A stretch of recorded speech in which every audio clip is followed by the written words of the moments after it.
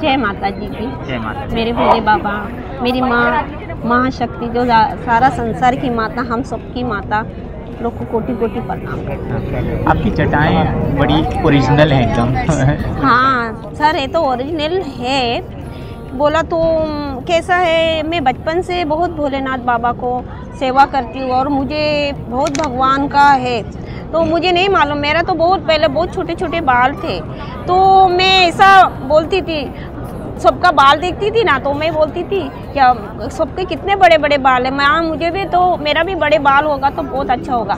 पर मैं ऐसा, पर मुझे माता जी ने अपने ही बड़े बड़े बाल दे दिए। देखो ना, मैं तो मेरे भोले बाबा ने मुझे और इतना और आते हैं। मुझे कोई कष्ट तो नहीं होती है बालों से, क्या कोई वजन होता है या दर्द होने में दाने में, कुछ नहीं होता। पर मैं कभी घर में, मेरे पास बहुत सारे डॉगीज़ हैं। मैं अपनी मैया है, जगत जननी जगत मैया है, तो ये ऐसे मैं रास्ते का बहुत सारे डॉगीज़ को खाना बना खिलाती हूँ ना, तब मुझे बीच बीच में आते हैं ना, तो भी मैं बोलती हूँ मैया मैं अब ये निकाल दूँगी, मुझे बहुत अड़चन हो जाता है, आपका खुल जाता है, घड़ी घड़ी जटा बढ़ते जाता है ना, मैं खुल जाता है मैया मेरा जटा, तो फिर मैं ऐसा बोल दे तो मैं निकाल दूँगी।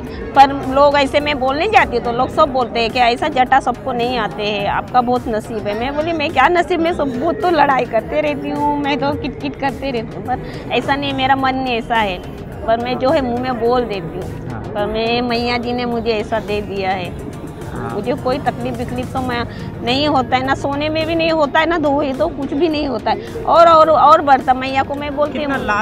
मैक्सिमम कितना लॉन्ग हुआ था? हाँ बोला तो पूरा नीचे तक है, अपना ढूंढे तक है एकदम।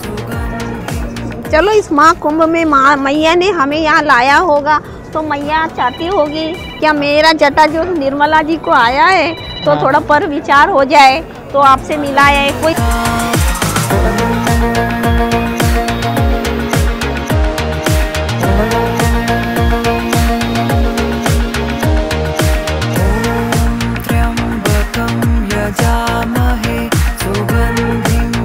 संत क्या बोलते हैं जब आपकी जटाओं को? कोई सही संत लोग होते हैं ना, तो बोलते हैं आपको तो माता जी का कृपा है, और कोई ऐसे बोलते हैं आप धोते नहीं गए, तो मैं बोला धोने वाला बाल तो अलग होते हैं, ये तो नहीं, मैं नहीं धोया तो बढ़ता, मगर ये बढ़ते जाता है, इंसान को समझ आते हैं ना। मुझे तो ऐसे ही लगता है मेरे भोले बाबा का ही है ये, क्योंकि मेरे भोले, मैंने कभी देखती हूँ तो मेरे भोले बाबा का ही मुझे, और मुझे ना बहुत पहला ऐसा मुझे भोले बाबा स्वयं सपने में भी आ जाते थे। सामने रखो। हाँ, सपने में आए तो कैसे दिखे? सामने रखो भोले बाबा, तो मुझे धुंधलापन अभी याद आते हैं। वो मतलब मैं उतनी भी ये नहीं थी, जब शादी से पहले की बात करती हूँ, क्या मेरे भोले बाबा ऐसे सपने में आते थे जैसे गांव खलियाना कैसे होते, झाड़ पेड़ ऐसे होते थे, और उस पेड़ के ऊपर वो बैठा रहता था है। जैसे मैं झूठ नहीं बोलती हूँ, मैं महाकुंभ में बैठ के ऐसा मैं कोई कहानी नहीं बनाती हूँ, मैं सच में कहती हूँ।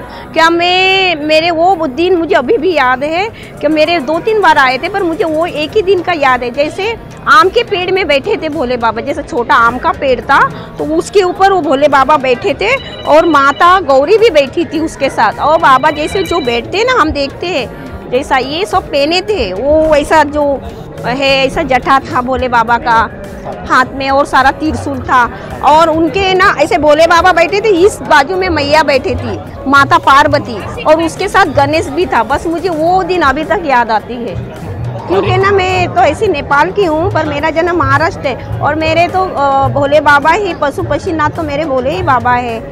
और मेरी मम्मी का भी कुल देवी है एल्लम्मा माँ पार्वती, उनका भी लट है रेणुका देवी। यस यस हाँ।